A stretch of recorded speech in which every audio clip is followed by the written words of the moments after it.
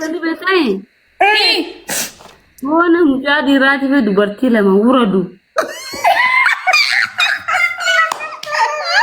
Karaan nuku beekamnaan Angaatu mucaa kana ni beeyta likki ilaali meeqa si gubbaa kana.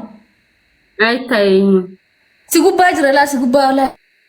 Eenyu na gubbaa an abbaan fere na gubbaan boo. Akkana ilaalaa na dhukubee. Sicinaa jira. Abbaan barbaade. Jellaalle. Si gubbaa namaa jira. Kunoo si gubbaa jira akkam taataarra. Abo ina jeesaan. Kunoo si gubbaa jira arsii ol akkana jiilaa ilaal.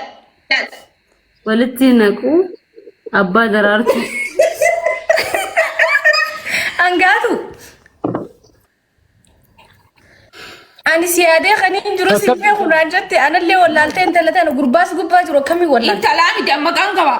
Dhiisimee maqaa kee irraanfattee jirti. Akkamiin irraanfatte? Ta'uunyaa atta rabbishuun nan rabbishin Oromoo. Chigiraallee kan jiru. Atillee.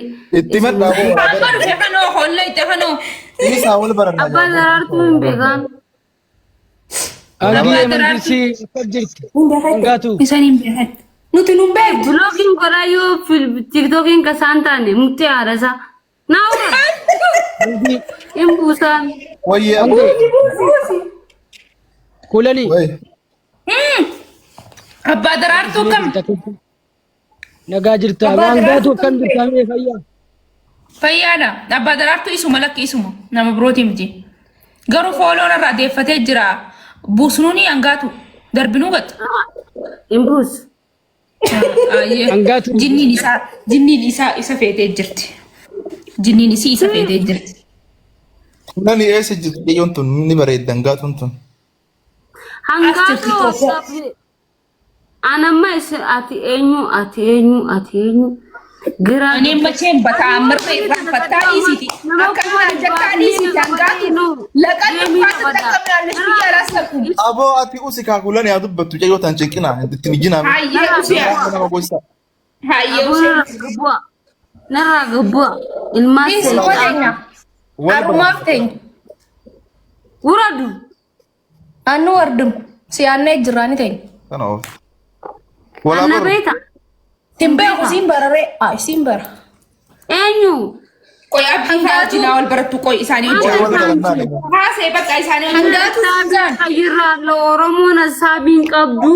Oromoon naman guddiftu inni asaabee qayyirraa Oromiyaa alaaqam. Saniif nu wallaalte. ማናችሁ እናንተ? እኛ ያንቺ ፍቅረኛ ነኝ ቆንጆ። እኔ ፍቅረኛ የለኝማ እኔ ሴት እኮ ነኝ። እኔ ያለሽ እኔ ያለው አይደለ እንዴ? ሴትነት እዚህ ፈቀረ ነው እንዴ? ይደፈኝ አንጋቱ ማንሽ አንቺ? እኔ ያንቺ ፍቅረኛ ነኝ። ምን ነው ረሳሽኝ? ፍቅረኛ? አዎ እኔ ወንድ እኮ እንዴ እኔ ሴት እኮ ነኝ። ልበይ አረ ወንድ ነሽ። እዩ በደንብ ወንድ ነሽ። እንደምን ሆንሽ? በኢየሱስ አረቴ በልክ ያስጠይቃል።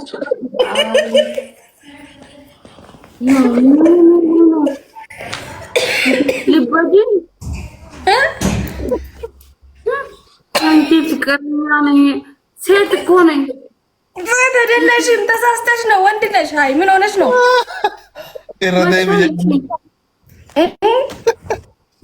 አንቺ በእናትሽ ቀሽት ኢሲ ሜትና ሰይን ላውዳችሁ ኢሲትና ሰይ ሃንጋቱ ነው ጃሰት